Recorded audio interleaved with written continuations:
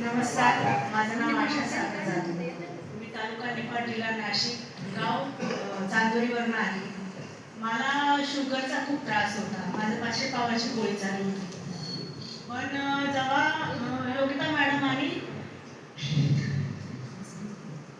Manisha madam ह्या माझ्याकडे आल्या, तेव्हा माझी स्थिती अशी होती की माझ्या हातापायांना सूज होती आणि मी डायरेक्टली म्हणजे जेवण पण माझं व्यवस्थित नव्हतं.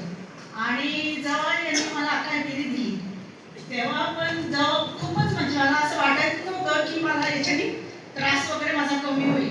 पण जेव्हापासून मी अकायगिरी चालू केली तेव्हापासून मला खरोखर असं वाटलं की नेमकी देव स्वर्गातनं उतरले.